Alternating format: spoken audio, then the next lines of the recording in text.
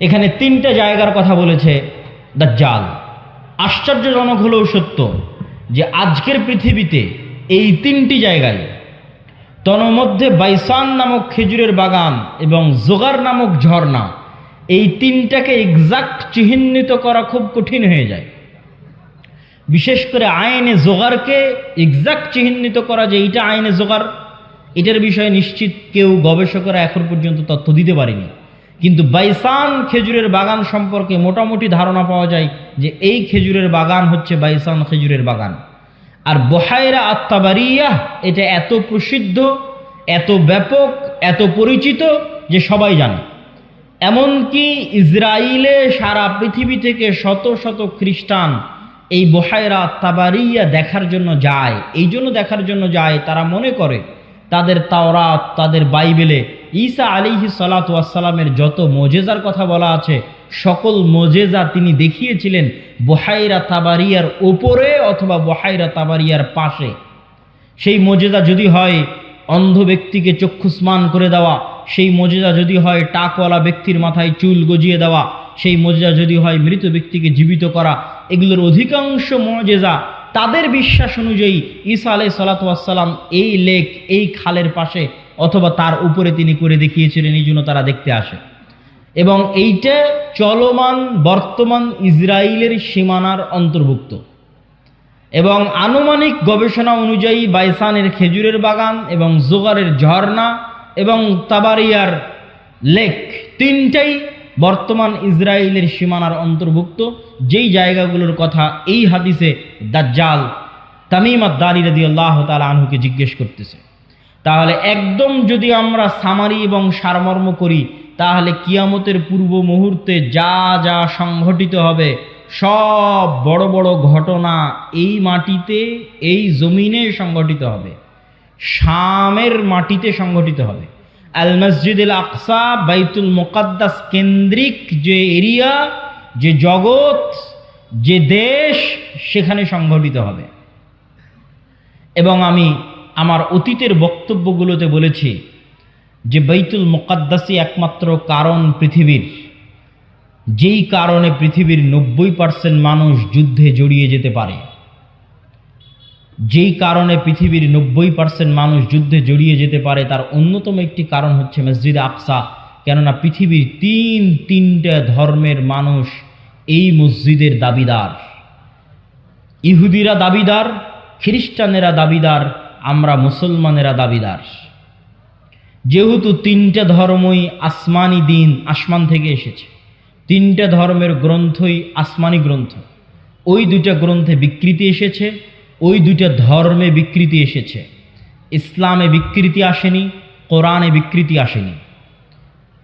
কিন্তু যেহেতু একই জায়গা থেকে আগত, এই জন্য ঘটনা, আকিদা, বিশ্বাস, কাহিনী অনেক কিছুই সেম এবং কমন। তো সম্মানিত উপস্থিতি, আমরা যে বিষয়ে আলোচনা করছিলাম যে বর্তমান মসজিদে আকসা এবং বর্তমান বাইতুল মুকাদ্দাস পৃথিবীর তিনটা ধর্মের নিকটে পবিত্র স্থান।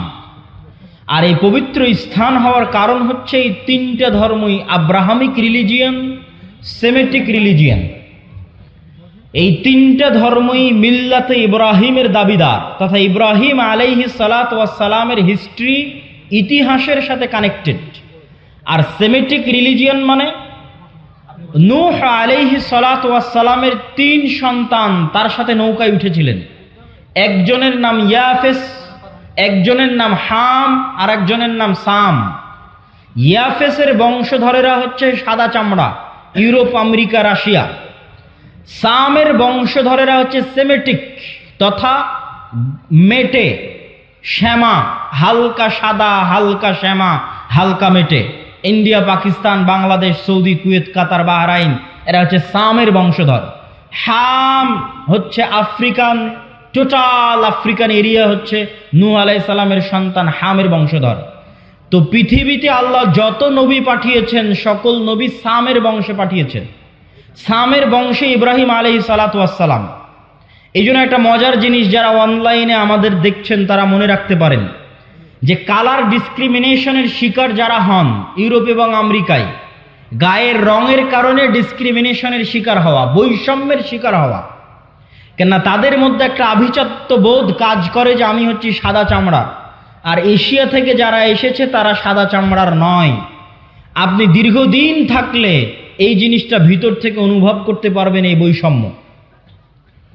তো এটা আপনারা মজার জিনিস জেনে রাখতে পারেন যে ইউরোপ আমেরিকা তারা যতই সাদা চামড়ার হোক, তারা যেই নবীকে সম্মান করে শ্রদ্ধা করে সেই নবী সাদা চামড়ার ছিলেন না।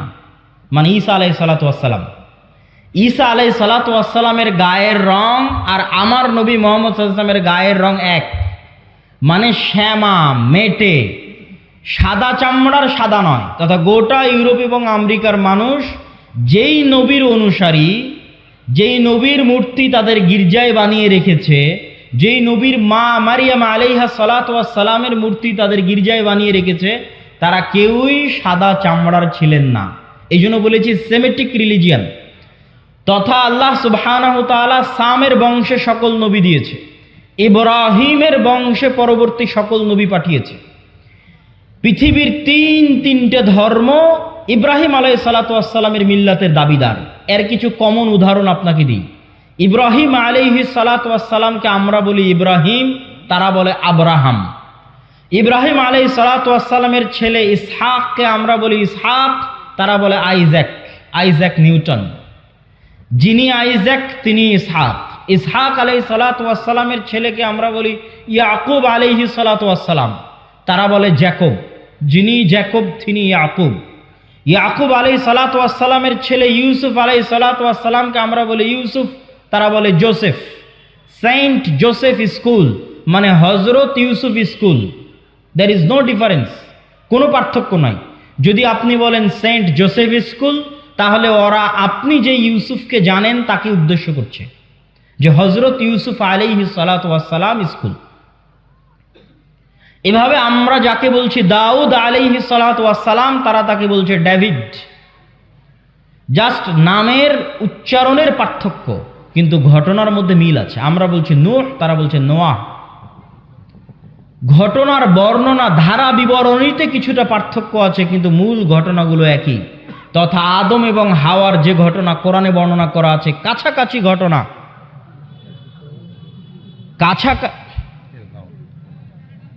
কেমন আছেন আপনি? অনেকদিন দেখা।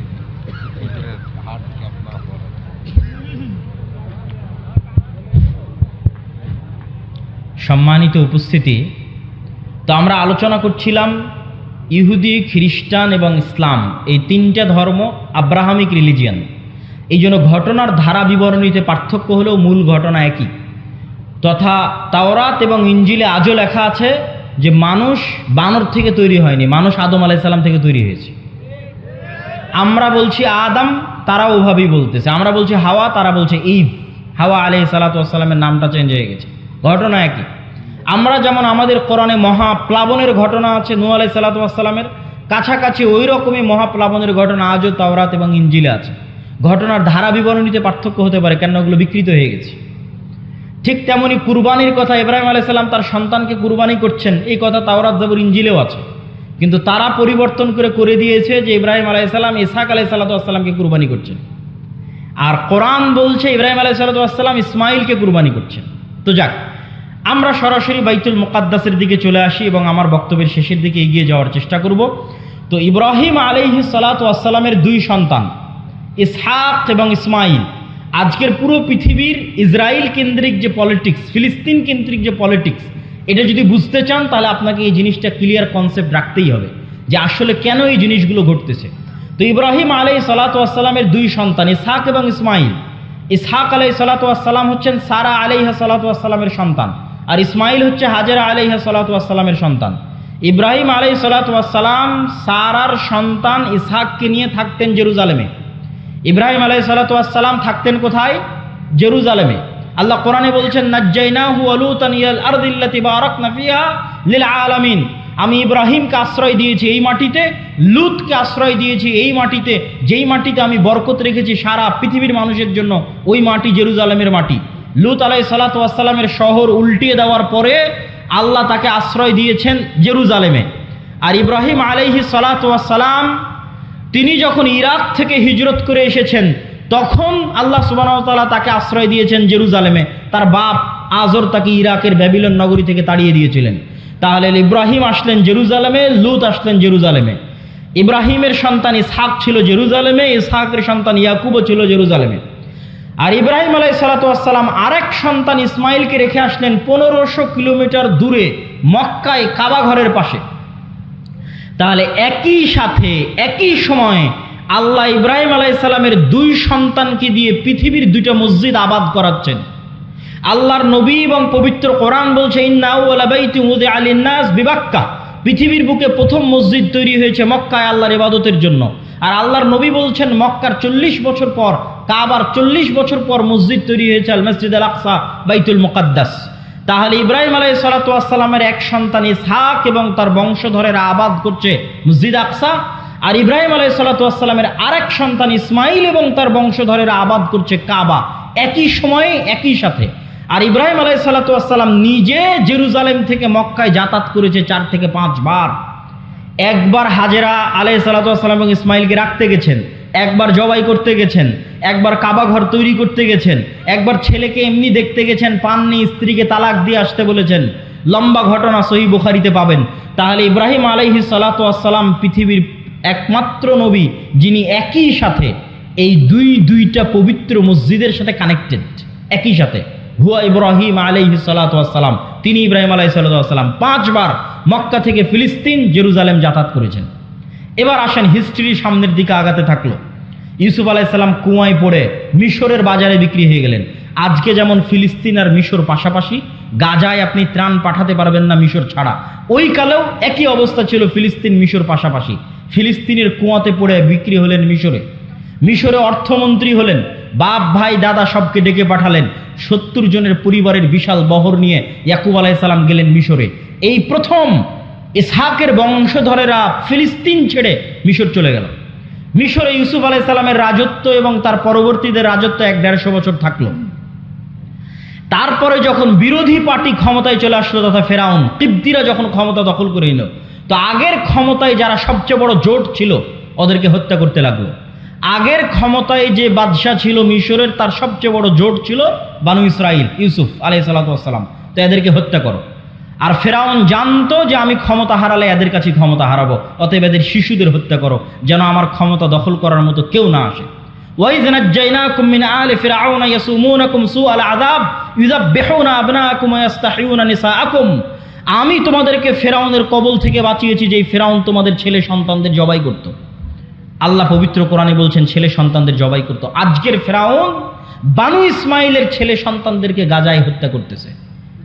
দিন পরিবর্তন হয়েছে, টার্গেট একই। কেননা তারা জানে যে এই ফিলিস্তিন থেকে এমন সন্তান বের হবে যাদের হাতে তাদের পতন অনিবার্য, পতন অবশ্যম্ভাবী। এই জন্য বেরি যেন হতে না পারে, এই জন্য আগে শিশুই হত্যা করে দাও, যেমন ফেরাউন হত্যা করত। সম্মানিত উপস্থিতি, তারপরে ফেরাউনের অত্যাচারে থেকে বানু ইসরাইলকে বাঁচানোর জন্য আল্লাহ মুসা আলাইহিস সালামকে পাঠালেন। মুসা আলাইহিস সালাতু ওয়াস সালামের লম্বা ঘটনা, তিনি বানু ইসরাইলকে সাথে করে নিয়ে পালিয়ে যাচ্ছেন। ফেরাউনকে আল্লাহ লোহিত সাগরে ডুবিয়ে হত্যা করলেন। হত্যা করার পর মুসা আলাইহিস সালাম ফেরত মিশরে যাননি কেন? এই জন্য মিশরে ফেরত যাননি যে মুসা আলাইহিস সালাম পালিয়ে যাচ্ছিলেন না, মুসা আলাইহিস সালাম ইজ রিটার্নিং ব্যাক, ফেরত যাচ্ছিলেন। কোথায় ফেরত যাচ্ছিলেন? 400 বছর আগে ওনার বাপদাদা ইয়াকুব এবং ইয়াকুবের সন্তান 70 জন এবং ইউসুফ ওই যে জেরুজালেম ছেড়ে মিশরে আসছে, ওই জেরুজালেম বাপদাদার আদিভিটা, সেখানে ফিরে যাচ্ছিলেন। ইতিহাসের সত্য মিথ্যা জানা যায় না, কিন্তু ইতিহাসে লেখা আছে যে ইউসুফ আলাইহিস সালাম মিশরে মারা গেলেও তাকে তিনি ওসিয়ত করে গেছিলেন কবর দেওয়ার জন্য জেরুজালেমে। আর মুসা আলাইহিস সালামের কথা তো সহিহ বুখারীতে রাসূল সাল্লাল্লাহু আলাইহি ওয়াসাল্লাম বর্ণনা করতেছেন, যেটা ধারা বিবরণীতে আমি আসব। তো আপনি যদি আজকের ম্যাপে দেখেন, লোহিত সাগর পার হয়ে ফিলিস্তিনে যাবেন, মিশর থেকে লোহিত সাগর ক্রস করে ফিলিস্তিনে যাবেন, গুগল ম্যাপে দেখবেন ফিলিস্তিনে ঢুকার আগে বিশাল মরুভূমি, সিনাই মরুভূমি। আর ওই ফিলিস্তিনে তখন বসবাস করত তৎকালীন বিশ্বের সবচেয়ে শক্তিশালী গোত্র, তাদের নাম আমালেকা গোত্র। তো ওদের সাথে যুদ্ধ করে জিতে জেরুজালেম জয় করতে হবে, এই জন্য অপেক্ষায় বসে আছেন সিনাই মরুভূমিতে। সিনাই মরুভূমি যেহেতু মরুভূমি, আর লোহিত সাগরের পানি যেহেতু লবণাক্ত, এই জন্য কোনো খাবার নাই, না মরুভূমিতে কোনো ফলমূল হয়, না মরুভূমিতে কোনো পানি আছে। এই জন্য সূরা বাকারায় বানু ইসরাঈলের ঘটনা পড়ে দেখবেন যে আল্লাহ মুসা আলাইহিস সালাতু ওয়াস সালামকে বললেন, তুমি লাঠি দিয়ে পাথরে আঘাত করো, তোমার সম্প্রদায়ের জন্য ঝর্ণা তৈরি করে দিচ্ছি। তুমি আল্লাহর কাছে দোয়া করো, আর জান্নাত থেকে মান্না এবং সালোয়া পাঠিয়ে দিচ্ছে।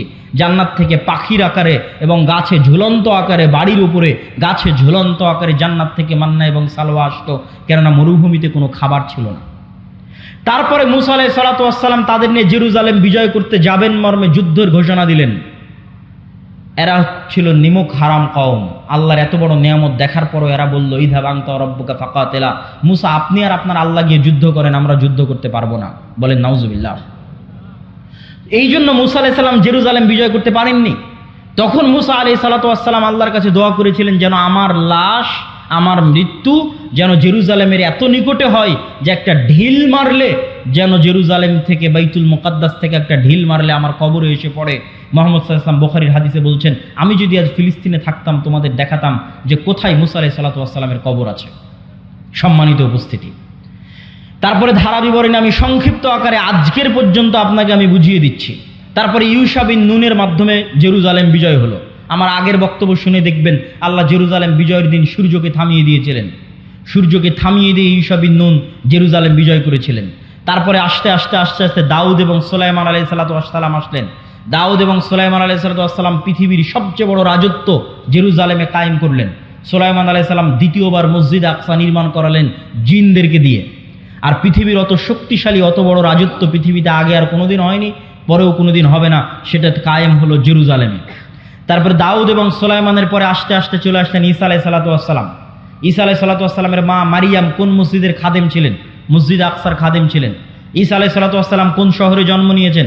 এই জেরুজালেম, এই নগরীতে জন্ম নিয়েছেন। এই জন্যই তো আপনি খ্রিস্টানদের যদি বলেন তোমাদের গোটা দুনিয়া দিয়ে দিব, ইউরোপ আমেরিকা, জেরুজালেম দিব না, তাহলে হবে না। কেননা এখানে তারা যাকে নবী বলে শ্রদ্ধা করছে তার স্মৃতি এই শহরে আছে। ঈসা আলাইহিস সালাতু ওয়াস সালামের স্মৃতি এই শহরে আছে। ঈসা আলাইহিস সালামের আম্মা মারিয়াম আলাইহিস সালাতু ওয়াস সালামের স্মৃতি এই মসজিদে আছে। আর ইহুদিদের স্মৃতি আছে এই যে মুসা, দাউদ, সুলাইমান, তাদের লম্বা স্মৃতি বললাম। ইয়াহইয়া এবং জাকারিয়া আলাইহিস সালাতু ওয়াস সালাম এই শহরেই ছিলেন। ঈসা আলাইহিস সালাতু ওয়াস সালাম দিয়ে আল্লাহ বানু ইসরাইলের নবী দেওয়া বন্ধ করে দিলেন। ওই যে ইসহাক আলাইহিস সালাতু ওয়াস সালাম থেকে শুরু হয়ে গোটা দুনিয়ার হিস্ট্রি আপনাকে 5 মিনিটে বলে দিলাম। মুসা আলাইহিস সালাতু ওয়াস সালামে এসে আল্লাহ বানু ইসরাইলের নবী পাঠানো স্টপ। ওই যে এবার 5000 বছর যাবত ইব্রাহিমের আর এক সন্তান, তার সন্তানেরা আবাদ করতেছে মক্কায় কাবা, 1000 বছর যাবত আবাদ করতেছে। আল্লাহ ওটাকে সেভ রেখেছিলেন। পৃথিবী আল্লাহ সুবহানাহু ওয়া তাআলা কিভাবে ফাংশন করবেন এটা তার পূর্ব পরিকল্পিত, পূর্ব প্ল্যান। সেই ফাংশন করার জন্য ইব্রাহিম আলাইহিস সালাতু ওয়াস সালামের এই সন্তানে মাত্র একজন নবী আল্লাহ সুবহানাহু ওয়া তাআলা পাঠিয়েছেন। তিনি হচ্ছেন আমাদের নবী মুহাম্মদ সাল্লাল্লাহু আলাইহি ওয়াসাল্লাম, যিনি মক্কায় আসলেন। মক্কায় এসে তিনি নবীর দাবি করলেন এবং হেরাক্লিয়াসের দরবারে আবু সুফিয়ানকে জিজ্ঞেস করা হলো যে মুহাম্মদ সাল্লাল্লাহু আলাইহি ওয়াসাল্লামের পূর্বে কি আর কেউ নবী দাবি করেছিল? আবু সুফিয়ান বলল, না, মুহাম্মাদের পূর্বে মক্কায় আর জীবনে কোনোদিন কেউ নবী দাবি করেনি। হেরাক্লিয়াস বলল, যদি বলতে যে তার পূর্বে কেউ নবী দাবি করেছিল তাহলে আমি বলতাম দেখা দেখি নবী দাবি করছে। যেহেতু পূর্বে কেউ নবী দাবি করেনি, অতএব ভাবতে হবে যে মুহাম্মদ সাল্লাল্লাহু আলাইহি ওয়াসাল্লাম কেন নবী দাবি করছেন। তুমি আমাকে বলো, ওই মক্কায় মুহাম্মদ সাল্লাল্লাহু আলাইহি ওয়াসাল্লামের পূর্বে কেউ কি রাজা বাদশাহ ছিল? আবু সুফিয়ান বলছে, না, কেউ তো রাজা বাদশাহ ছিল না। 1000 বছর যাবৎ আমরা জানি না যে এই বংশে, এই অঞ্চলে কোনোদিন রাজত্ব ছিল, বরং আজীবন এরা রোমান এবং পারস্য এম্পায়ারের অধীনে তাদের জীবন কাটেছে। ওখানে কোনোদিন রাজত্ব তৈরি হয়নি, মক্কা কেন্দ্রিক কোনো রাজত্ব তৈরি হয়নি। তখন বলছে, তাহলে তো অবশ্যই ভাবতে হয়, যদি তুমি বলতে এখানে কোনোদিন রাজা ছিল তাহলে আমি বলতাম যে বাপের দেখা দেখি, বাপদাদার সম্পত্তি, বাপদাদার রাজত্ব ফিরে পাওয়ার জন্য এখন নিজে নবুয়তের দাবি করছে। যেহেতু মক্কা কেন্দ্রিক কোনোদিন রাজত্ব তৈরি হয়নি, মক্কায় কোনোদিন কেউ নবী দাবি করেনি, আবার তোমরা বলছো যে ওখানে ইব্রাহিমের সুন্নাত পাওয়া যায়, মানে হেরাক্লিয়াস স্বপ্নে দেখেছিল আরবদের মধ্যে যারা খাতনা করে, হিরাক্কিলিয়াস সব পাদ্রীদের ডেকে বলছে কারা খাতনা করে? পাদ্রীরা বলল শুধু ইহুদিরা খাতনা করে। বললাম না, আমি স্বপ্নে দেখেছি আরবদের মধ্যে কারা খাতনা করে। আরবদের মধ্যে কেউ খাতনা করে আমি তো জানি না। তখন আবু সুফিয়ানকে ডেকে নিয়ে এসে জানা গেল মক্কার কুরাইশরা যুগ যুগ ধরে খাতনা করে আসতেছে। কেন? মক্কার কুরাইশদের আদি পিতা তো ইসমাইল আলাইহিস সালাতু ওয়াস সালাম, যিনি ইব্রাহিমের সন্তান। এটা ইব্রাহিমের সুন্নাত, মিল্লাতে ইব্রাহিমের সুন্নাত। সম্মানিত উপস্থিতি, এই জায়গায় হলো সুপারিয়রিটিতে ধাক্কা। ইহুদি এবং বানু ইসরাইলের যে সুপারিয়রিটির থিওরি, পৃথিবীর মাত্র দুটা জাতি এত ভয়ঙ্কর সুপারিয়রিটিতে বিশ্বাস করে যা পৃথিবীর আর কোনো জাতি বিশ্বাস করে না, একটা ব্রাহ্মণ আর একটা ইহুদি। হিন্দুদের মধ্যে যে চারটা গ্রুপ আছে তার মধ্যে একটা হচ্ছে ব্রাহ্মণ। তারা বিশ্বাস করে যে তারা হচ্ছে খোদার মাথা থেকে, তাদের প্রভুর মাথা থেকে সৃষ্টি হয়েছে, এই জন্য তাদের সম্মান মর্যাদা সবার উপরে, বাকি সব তাদের গোলাম। শূদ্র বৈশ্য ক্ষত্রিয় যা আছে সব তাদের গোলাম। আর এরা বিশ্বাস করে যারা আল্লাহর সন্তান, বলেন নাউজুবিল্লাহ, এরা বিশ্বাস করে আর আল্লাহর সন্তান। এবং এদের সবচেয়ে বড় গর্ব হচ্ছে যে ইব্রাহিমের সন্তান, ইসহাকের বংশধর। যদিও আজকের আধুনিক বিশ্বে কোনো প্রমাণ নাই যে চলমান ইসরায়েলে যারা বসবাস করছে এরা ইব্রাহিম আলাইহিস সালাতু ওয়াস সালামের ব্লাডলি কানেক্টেড। কি জন্য প্রমাণ নাই? আমার আগের আলোচনা থেকেই দলিল পেয়ে যাবেন। আগের আলোচনায় বলেছি ইব্রাহিম আলাইহিস সালাতু ওয়াস সালাম নূহের সন্তান সামের বংশধর, না নূহের সন্তান হামের বংশধর, না নূহের সন্তান ইয়াফিসের বংশধর? কি বক্তব্য শুনলেন? কার বংশধর? সামের বংশধর। আর সেমেটিকদের গায়ের কালার কিরকম হয়? সেমেটিকদের গায়ের কালার হচ্ছে মেটে, শ্যামা, সাদা চামড়া তো ইয়াফেস। তাহলে ইউরোপ এবং আমেরিকার গায়ের চামড়া, গায়ের কালার নিয়ে এসে ফিলিস্তিনে বসে দাবি করবা যে তুমি ইসহাক আলাইহিস সালাতু ওয়াস সালামের বংশধর, ইয়াকুব আলাইহিস সালাতু ওয়াস সালামের বংশধর। দিস ইজ ইম্পসিবল, এটা হতেই পারে না, অসম্ভব। অন্তত গায়ের চামড়াই তো মিলতে হবে, গায়ের রঙে তো মিলতে হবে। এই জন্য কোনো ঐতিহাসিক ডকুমেন্ট নাই যে তারা তার সন্তান, কিন্তু দাবি করে। তো ওই দাবির ভিত্তিতে আমরা আলোচনা করতেছি যে তাদের যে সুপারিয়রিটি থিওরি, যে আমরা আল্লাহর সন্তান এবং আমরা ইব্রাহিম আলাইহিস সালাতু ওয়াস সালামের অমুক সন্তানের পরবর্তী বংশধর, এই জন্য আমাদের জন্য দয়া, আমাদের জন্য রহমত, আর বাকি পৃথিবীর সব গোলাম। সবকে যদি আমরা মেরে হত্যা করি তবুও কোনো পাপ হবে না। ভাই, এটা বিশ্বাস করে, আল্লাহর কসম করে বলছে এটা বিশ্বাস করে, না হলে এত নিষ্ঠুর হওয়া মানুষের জন্য সম্ভব নয়। আপনি যখন বিশ্বাস করবেন যে এই সমস্ত মানুষকে হত্যা করলে আমার গুনাহ হবে না, তখনই আপনি এত নিষ্ঠুর হতে পারবেন। যে গত 10 দিনে আপনি 9-10,000 মানুষকে হত্যা করছেন, কিন্তু আপনার অন্তর কাঁপে না। কেন কাঁপে না? আপনি তো বিশ্বাসই করেন না যে গুনাহ হবে। ওই যে সুপারিয়রিটি থিওরি, সারা পৃথিবীর সব মানুষকে যদি হত্যা করে দেওয়া হয় তবুও তাদের দৃষ্টিতে তারা গুনাহগার হবে না, কেন? তারা হচ্ছে আল্লাহর সন্তান আর বাকি সব হচ্ছে গোলাম। এই হচ্ছে তাদের বিশ্বাস। এই সুপারিয়রিটি থিওরিতে সবচেয়ে বড় ধাক্কা দিয়েছে মুহাম্মদ সাল্লাল্লাহু আলাইহি ওয়াসাল্লাম। কেন?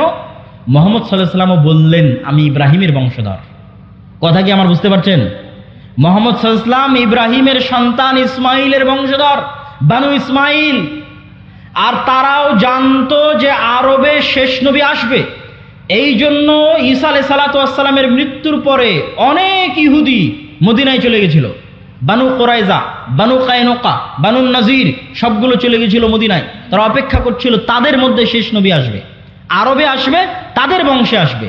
কিন্তু যখন দেখলো না তাদের বংশে আসলো না, মুহাম্মদ সাল্লাল্লাহু আলাইহি ওয়াসাল্লাম বানু ইসমাইলের বংশে শেষ নবী দাবি করলো, তাহলে মুহাম্মদ সাল্লাল্লাহু আলাইহি ওয়াসাল্লাম দুই দিক থেকে তাদের সুপারিয়রিটিতে আঘাত করলেন। এক, তুমি রক্তে যতই দাবি করো তুমি ইব্রাহিমের বংশধর, তো আমি মুহাম্মদও দাবি করছি আমি ইব্রাহিমের বংশধর, আমি ইসমাইলের বংশধর। অতএব রক্তে আমার উপর তোমার কোনো প্রাধান্য আর থাকলো না। শেষ, আমার উপর তোমার প্রাধান্য রক্তে থাকলো না। এই জিনিসটা তারা বুঝে গেল। এবং তারা এটাও বুঝে গেল যে মুহাম্মদ সাল্লাল্লাহু আলাইহি ওয়াসাল্লামের কওমের জন্য আল্লাহর পক্ষ থেকে তাদের কিতাবে বর্ণিত যত ওয়াদা, যত রহমত, যত বরকত, সব রহমত, সব বরকত এবার মুহাম্মদ সাল্লাল্লাহু আলাইহি ওয়াসাল্লাম এবং তার উম্মতের জন্য আসবে। এই জন্য তাদের পৃথিবীতে সবচেয়ে বড় শত্রু হচ্ছে ইসলাম এবং মুসলমানেরা। দুইটা কারণে। অন্যদেরকে তো ওরা বিশ্বাসই করে না যারা ইব্রাহিমের বংশধর। অন্তত তাদের কিতাবে তো ইব্রাহিমের আরেক সন্তান ইসমাইলের নাম লেখা আছে, যে ইব্রাহিমের আরেক সন্তান ইসমাইল। এবং তারা এটা বিশ্বাস করে যে আরবরা হচ্ছে ইসমাইলের বংশধর। এই জন্য এটা হলো তাদের সবচেয়ে বড় ভয়ের কারণ, যে তাদের সুপারিয়রিটি থিওরিতে আঘাত করেছে ইসলাম এবং মুসলমানেরা। সম্মানিত উপস্থিতি, আজকের এই জেরুজালেমে যে ভয়াবহ অবস্থা তৈরি হয়েছে, এই ভয়াবহ অবস্থার পিছনে কারণ কি? আগের যুগের অনেক ইতিহাস আমি অন্য বক্তব্যে আলোচনা করেছি। আজকের এই ভয়াবহ অবস্থা তৈরি হওয়ার পিছনে কারণ আমার ছোট্ট গবেষণায় ঔপনিবেশিক শাসনামল, কলোনিয়াল সিস্টেম, আরবিতে বলে ইস্তেমার। আমরা যারা আজকে এই দেশে বসবাস করছি, যারা আপনারা সামনে বসে আছেন, 1935-1937 সালের আগে আপনাদের বাপদাদারা জমির মালিকই ছিল না। আপনি আজকে যে জমির দলিল নিয়ে দাবি করছেন এই জমি আমার, এই দাবি 35-37-এর আগে এই অঞ্চলের মানুষ করতে পারত না। কেননা আমাদের বাপদাদারা 190 বছর ছিল ব্রিটিশদের গোলাম, তথা আমরা ছিলাম কলোনি, ব্রিটিশের কলোনি। এই জন্য 190 এবং 200 বছর গোলামি করতে করতে আমাদের রক্তের মধ্যে গোলামি ঢুকে গেছে। আর এই দেশ ছেড়ে যখন ব্রিটিশরা গেছে, 3টে দেশে ভাগ করে গেছে, ভারত, বাংলাদেশ, পাকিস্তান। ঠিক সারা পৃথিবীর প্রায় মুসলিম দেশই কোনো না কোনো ইউরোপিয়ান কান্ট্রির কলোনি ছিল। আর এই কলোনিয়াল সিস্টেম কতটা ভয়ঙ্কর ছিল, এটা ইউরোপ সফর না করলে আমি বুঝতে পারতাম না। ফ্রান্সের রাজধানী প্যারিসে আইফেল টাওয়ারের সামনে রাত 12টা-1টার সময় যতজন বিড়ি খাচ্ছে, সিগারেট খাচ্ছে, সব হচ্ছে মুসলমানের সন্তানেরা। কোন দেশের মুসলমানের সন্তানেরা? যেই দেশ ফ্রান্স শাসন করত। ফ্রান্সের কলোনি ছিল আফ্রিকার বহু অঞ্চল। আজ বহু অঞ্চল বিদ্রোহ করতেছে, নাইজার, আলজেরিয়া, বহু অঞ্চল বিদ্রোহ করতেছে ফ্রান্সের বিরুদ্ধে। তো ওই সমস্ত অঞ্চলগুলো কলোনি ছিল। ভাগ্যিস ভালো যে ব্রিটিশরা আমাদেরকে মোটামুটি একটা স্বাধীনতা দিয়ে গেছে। ফ্রান্স অতটুকু স্বাধীনতা দেয়নি। ফ্রান্স বলেছে তোমার রিজার্ভ ব্যাংকের টাকা আমার ব্যাংকে থাকবে, তুমি কোনো অস্ত্র কিনতে পারবা না আমার কাছে ছাড়া, তুমি বৈদেশিক কোনো চুক্তি করতে পারবা না আমার অনুমতি ছাড়া। অথচ নাকি স্বাধীন। এভাবে তারা স্বাধীনতা দিয়ে এসেছে। কলোনিয়াল সিস্টেম ভয়ঙ্কর। তো ঠিক আজকের যেই শাম, আজকের যেই ফিলিস্তিন, ইসরায়েল, জর্ডান, লেবানন, কাতার, দুবাই, বাহরাইন, এগুলো আজ থেকে 50-60 বছর আগে ছিলই না। আসতেছে তো নিয়ে আসো, দান যেহেতু বলতেছো, না নিয়ে আসলে কেমন করবো? ও তো আচ্ছা আচ্ছা আচ্ছা আচ্ছা, ঠিক আছে ঠিক আছে, বুঝতে পেরেছি। ওকে ওকে, বুঝতে পেরেছি, ঠিক আছে, জাযাকাল্লাহ খাইর। তা আমি আমার বক্তব্যের শেষের দিকে চলে আসছি। তো যখন ব্রিটিশরা এই অঞ্চল ছেড়ে যায়, এগুলো কোনো দেশই ছিল না। ওরা এই যেমন আমাদের এই ভারত উপমহাদেশকে ভেঙে টুকরো টুকরো করেছে, ওই রকম বাহরাইন একটা ছোট্ট দেশ বানিয়েছে, কাতার, দুবাই, তারপরে হচ্ছে জর্ডান, তারপরে হচ্ছে লেবানন, তারপরে হচ্ছে এই ছোট্ট ভাঙতে ভাঙতে ওর মধ্যে থেকে ইসরায়েল বের করে দিয়েছে। তথা ইসরায়েল হচ্ছে ঔপনিবেশিকের ফল, ঔপনিবেশিক শাসন আমলের সন্তান। যে কলোনিয়াল সিস্টেম সারা পৃথিবীতে মুসলমানেরা ভোগ করেছে, তার ফল, তার রেজাল্ট। আর ওই যে গোলামি করতে করতে রক্তে গোলামি ঢুকে গেছে মুসলমানদের জন্য, গোলামি থেকে বের হতে হলে আরো সময় লাগবে, স্বাধীন চেতা মনোভাব লাগবে, আল্লাহর ইবাদত এবং দ্বীনের অনুসরণ করা লাগবে। দ্বীনের অনুসরণ, আপনি বলতেছেন আপনি মসজিদ আকসা বিজয় করবেন, বাইতুল মুকাদ্দাস বিজয় করবেন, আপনি যে দেখেন তো একটা ইহুদি পরিবারের ছেলে মেয়ে কি করে, আর আজকে যারা এখানে বসে আছে এরা কি করে? আজকে যারা যে সমস্ত এখানে যুবক বসে আছে, এদের মধ্যে কয়জন মদখোর, জুয়াখোর, ফ্রি ফায়ার, পাবজি নিয়ে ব্যস্ত? আর ইহুদির কয়টা সন্তান ফ্রি ফায়ার, পাবজি আর মদ আর জুয়া নিয়ে ব্যস্ত? আমার চ্যালেঞ্জ থাকলো আপনি যান, খুঁজেন। তাদের দোষ দিয়ে লাভ নাই। আল্লাহ সুবহানাহু ওয়া তাআলা আমাদেরকে আযাব হিসেবে, শাস্তি হিসেবে মসজিদ আকসায় যেতে দেয় না। এই কষ্ট আমার এবং আপনার অন্তরে থাকতে হবে। যেই মসজিদের 2 রাকাত সালাত অন্য মসজিদের 1000 সালাতের চেয়ে উত্তম, পৃথিবীর যে তিনটা মসজিদ, ইসলামের সবচেয়ে পবিত্রতম মসজিদ, যার জন্য সফর করা, যার জন্য যাওয়া উত্তম, উচিত, যেই মসজিদগুলোতে সালাতের বিশেষ ফজিলত রয়েছে, সেই 3টা মসজিদের একটা মসজিদ, মসজিদ আকসা, আমরা যেতে পারি না। এটা আল্লাহ আমাদেরকে বঞ্চিত করে রেখেছে আমাদের কর্মফলের কারণে, আমাদের আমলের কারণে। সম্মানিত উপস্থিতি, আপনি ইহুদি পল্লীতে যান, ইহুদি পল্লীতে গিয়ে দেখেন তারা কিভাবে চলে, কিভাবে চলাফেরা করে, দেখে আসেন। তারা পৃথিবীর মানুষকে বলবে তোমরা সুদ নিয়ে ব্যস্ত থাকো, ওরা নিজেরা পরস্পরে সুদ খাবে না। তারা পৃথিবীর মানুষের পিছনে কোটি কোটি টাকা ব্যয় করবে যে তোমরা মদ, গাঞ্জা, জুয়া এগুলো নিয়ে ব্যস্ত থাকো, ওরা নিজেরা জীবনে কোনোদিন মদ, গাঞ্জা, জুয়া নিয়ে ব্যস্ত থাকবে না। টাকার বিষয়ে সবচেয়ে কৃপণ, টাকা কেমনে জমা করতে হয়, অনর্থক অপচয় খরচ না করে টাকা কেমনে জমা করতে হয়। পৃথিবীর সবচেয়ে বড় বড় মাল্টি বিলিয়নার হচ্ছে তারা। কেন? তারা ওইভাবেই তাদের সন্তান সন্ততিকে বড় করেছে। হ্যাঁ, তাদের উপর আল্লাহর গজব এবং আযাব আসবে, কিন্তু আল্লাহ সুবহানাহু ওয়া তাআলা বিধর্মীদের দিয়েই মুসলমানদেরকে আযাব এবং শাস্তি দিয়ে থাকেন। তারও দলিল কোরআন এবং হাদিসে আছে, যেটা আমি আমার অন্য বক্তব্যে বিস্তারিত আলোচনা করেছি, আজকে সময় নাই। সেহেতু আমরা একটা আযাব এবং গজবের মধ্যে দিয়ে যাচ্ছি আমাদের আমলের কারণে। আমাদের অন্তরে ব্যথা থাকতে হবে যে আমরা হজ এবং উমরা করতে গেলেও, মক্কা মদিনায় গেলেও মসজিদ আকসায় যেতে পারি না। আজ থেকে 100 বছর আগে, গত 1300 বছর এমন কোনো মুসলমান নাই যারা হজ উমরা করতে গেছে আর মসজিদ আকসায় যায়নি। হজের ট্রিপ মানেই মসজিদ আকসাহের ট্রিপ হবে। সম্মানিত উপস্থিতি, এই জন্য সুলতান সালাহুদ্দিন আইয়ুবী শপথ করেছিলেন, যতদিন আল্লাহ তার 3টা মসজিদের একটা মসজিদকে খ্রিস্টানদের কবল থেকে মুক্ত না করবে, ততদিন সুলতান সালাহুদ্দিন আইয়ুবী আল্লাহর আরেক মসজিদ মক্কা এবং মসজিদে নববী জিয়ারতের জন্য যাবে না। আল্লাহর মসজিদকে বন্দি দশায় রেখে, আল্লাহর মসজিদকে মানুষের সালাত মুক্ত অবস্থায় রেখে তিনি কিভাবে আল্লাহর আরেক মসজিদ জিয়ারতের জন্য যাবেন, এই ব্যথায় তিনি যুদ্ধ করতেন। এই জন্য আপনাদের সন্তান সন্ততি পরবর্তী বংশধরের অন্তরে এই ব্যথা, এই বিশ্বাস এবং আমলের পরিবর্তনের মাধ্যমে আমরা বিজয় অর্জন করতে পারি। যেহেতু আল্লাহর ওয়াদা যে বিজয়ী হব, বক্তব্যের শুরুতেই হাদিস পড়ে দিয়েছি যে পাথর বলবে, গাছ বলবে, ওয়াদা হবে। আল্লাহর নবী বলেছেন হবে, আজ না হলে যেদিন ইমাম মাহদি আসবেন সেই দিন হবে। কিন্তু আমরা যদি তার আগেও যে হবে না তা না, তার আগেও হতে পারে। সুলতান সালাহুদ্দিন আইয়ুবীর হাত দিয়ে আল্লাহ বিজয় করায়নি, করিয়েছে।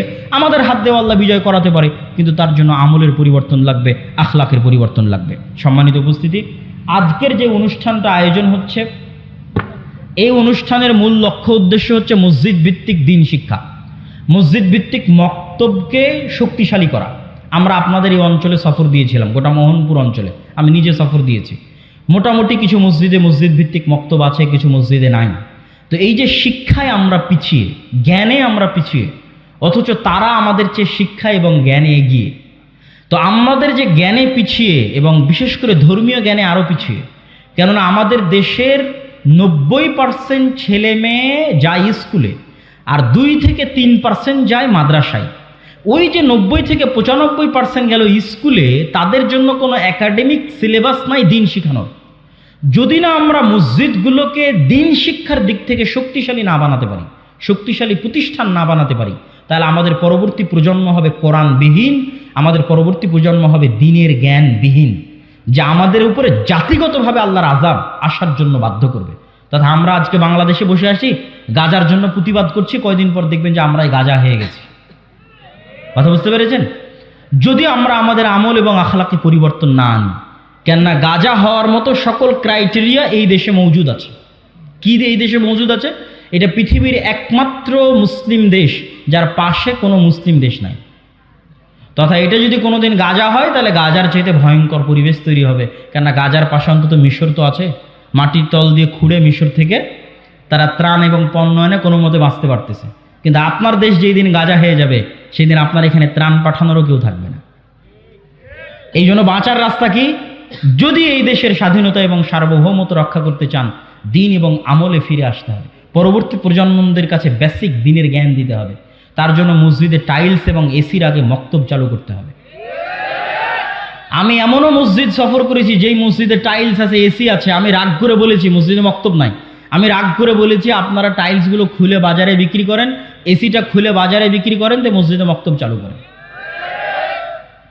আমাদের মুসলমানদের কনসেপ্ট দেখেন, আমাদের যারা আরব বিশ্বের বড় বড় দেশ তাদের কনসেপ্ট দেখেন, পর্যটন আর বিনোদন। আর পাশে ইসরায়েলকে দেখেন, শিক্ষা জ্ঞান। আমাদেরকে দেখেন, আমরা হচ্ছে এসি টাইলস, শিক্ষা জ্ঞানের কোনো গুরুত্ব নয়। তাহলে আমরা যদি গোলাম না হই, কারা পৃথিবীতে গোলাম থাকবে? সম্মানিত উপস্থিতি, এই জন্য আজকে আপনারা যারা এখানে উপস্থিত হয়েছেন প্রত্যেকেই আজকের এই প্রোগ্রামগুলো আমরা যেগুলো করছি, আর দাওয়া ইলাল্লাহর অধীনে এটার মূল লক্ষ্যই হচ্ছে মসজিদগুলোতে মক্তব শিক্ষা চাঙ্গা করা, মজবুত করা। তো আপনারা যারা এখানে বিভিন্ন অঞ্চল, বিভিন্ন এলাকা থেকে উপস্থিত হয়েছেন, আপনাদের যে মসজিদগুলোতে মক্তব আছে আমাদের সিলেবাস নিয়ে যাবেন। সালাফি কনফারেন্স রাজশাহী 23 ও 24 নভেম্বর, আল জামিয়া সালাফিয়া ডাঙ্গিপাড়া পবা রাজশাহীতে আসবেন। আপনাদের মক্তবের জন্য সিলেবাস নিয়ে যাবেন, উন্নত মানের সিলেবাস। এবং মক্তবগুলোকে কেন্দ্রীয়ভাবে সেন্ট্রালি ম্যানেজমেন্ট করার জন্য আমাদের পক্ষ থেকে সার্বিক সুযোগ সুবিধা আপনাদেরকে দেওয়া হবে। আর যদি কোনো মসজিদে মক্তব বন্ধ থাকে, সেটাকে চালু করার জন্য কি কি উদ্যোগ নেওয়া যায় সেটার জন্য আপনারা যোগাযোগ করতে পারেন। কিন্তু যে মসজিদগুলোতে চালু আছে, তারা দ্রুত গতিতে চেষ্টা করেন আমাদের সাথে সম্পৃক্ত হয়ে ওই মসজিদগুলোর ইমামদেরকে শিক্ষাগত ট্রেনিং দেওয়ার মাধ্যমে এবং ওই মসজিদের সিলেবাসের মান বাড়ানোর মাধ্যমে ওইটাকে একটা প্রতিষ্ঠানে রূপান্তর করা। মসজিদেই থাকবে, মসজিদের মধ্যেই থাকবে, কিন্তু ফাংশন করবে প্রতিষ্ঠানের মতো, যাতে আমরা পরবর্তী প্রজন্মদের কাছে দ্বীনের সঠিক জ্ঞান পৌঁছে দিতে পারি।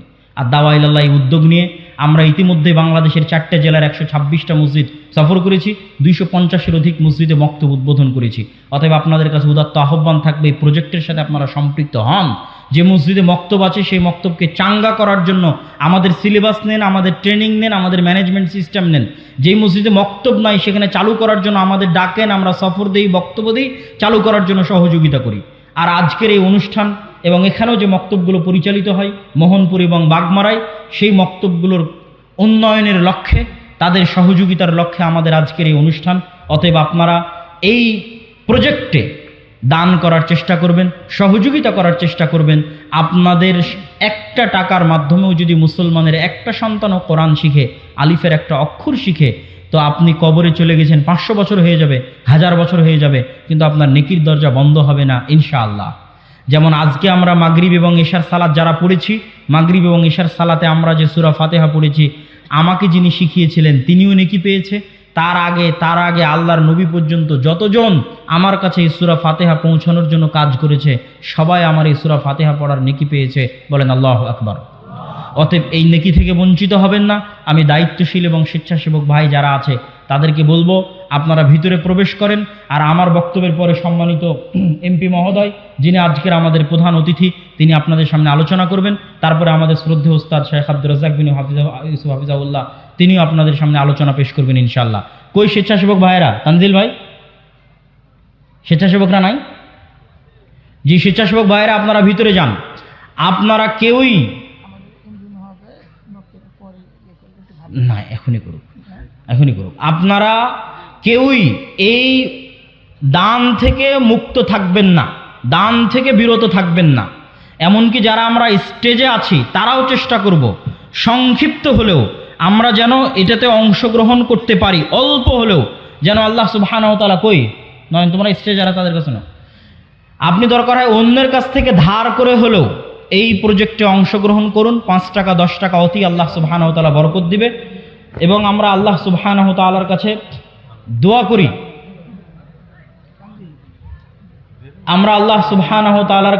করি, যে আল্লাহ সুবহানাহু ওয়া তাআলা, হে আল্লাহ, আপনি আজকে যারা আমাদের অত্র প্রোগ্রামে উপস্থিত হয়ে এই প্রজেক্টে তাদের স্বতঃস্ফূর্ত অংশগ্রহণের জন্য সহযোগিতার হাত বাড়িয়ে দিচ্ছে, আপনি তাদের দানকে কবুল করুন, আল্লাহুম্মা আমিন। এবং আমাদের ফিলিস্তিনের, হ্যাঁ দিব, আচ্ছা, আমাদের শেষ করে দিচ্ছি। আমাদের ফিলিস্তিনের, ইনশাআল্লাহ, হে আল্লাহ সুবহানাহু ওয়া তাআলা, আমাদের ফিলিস্তিনের যে সমস্ত ভাই এবং বোনেরা নিহত হচ্ছে, এখন পর্যন্ত 9000 মারা গেছে, হে আল্লাহ, আপনি তাদেরকে শহীদ হিসেবে কবুল করুন, আল্লাহুম্মা আমিন। হে আল্লাহ, গাজার মুসলমানদের উপর পৃথিবীর স্মরণকালের ভয়াবহ যে অত্যাচার, যে জুলুম চলতেছে, আপনি তাদের উপর থেকে সেই জুলুম, সেই অত্যাচার উঠিয়ে নিন, আল্লাহুম্মা আমিন। হে আল্লাহ, ইন্নাকা আলা কুল্লি শাইইন কাদির, আপনি আপনার শক্তি, আপনি আপনার ক্ষমতা, আপনি আপনার সাহায্য সহযোগিতা মুসলমানদের জন্য পাঠিয়ে দিন, আল্লাহুম্মা আমিন। হে আল্লাহ, আপনি আমাদের জন্য সুলতানান নাসিরা, এমন একজন শাসক পাঠান যেই শাসকের হাত দিয়ে আমরা পুনরায় মসজিদে আকসা, বাইতুল মুকাদ্দাস বিজয় করতে পারবো, আল্লাহুম্মা আমিন। হে আল্লাহ, আজকে যারা এই দানে অংশগ্রহণ করছে, আপনি তাদের এই দানকে কবুল করুন, আল্লাহুম্মা আমিন। আমাদের যারা পূর্বে মারা গেছে তাদের কবরকে প্রশস্ত করে দিন, আল্লাহুম্মা আমিন। আপনারা কেউই এই দান থেকে বিরত থাকবেন না। স্টেজে যারা আমরা আছি তারাও অংশগ্রহণ করব। কেউই আপনারা এই দান এবং এই সহযোগিতা থেকে 10 টাকা 5 টাকা হলেও তাতে অংশগ্রহণ করবেন এবং আল্লাহর কাছে দোয়া করবেন, আল্লাহ যেন আদ-দাওয়া ইলাল্লাহ এর যে প্রজেক্ট, মসজিদ ভিত্তিক মক্তব শিক্ষা, এই প্রজেক্টকে যেন আল্লাহ কবুল করে, আল্লাহুম্মা আমিন। আল্লাহ উপরে কবুল করলে নিচে আমাদের জন্য কাজ করা সহজ হবে। আর আপনাদের মধ্যে যদি কেউ থেকে থাকে যিনি একটা মক্তবের দায়িত্ব নেবেন, 2টা মক্তবের দায়িত্ব নেবেন, 3টা মক্তবের দায়িত্ব নেবেন, তাহলে আমাদের স্টল আছে আদ-দাওয়া ইলাল্লাহর, সম্ভবত ওই পাশে স্টল আছে। স্টল কোথায় আছে তানজিল ভাই? হাতের ওই কোন স্টল আছে। এরকম যদি কেউ থেকে থাকেন আল্লাহর বান্দা, যিনি হয়তো একটা মক্তবের খরচ 12 মাসই বহন করবেন, 1000, 1500, 2000 যা সম্ভব হবে, অবশ্যই আপনারা স্টলে গিয়ে যোগাযোগ করবেন। আল্লাহ কবুল করুক।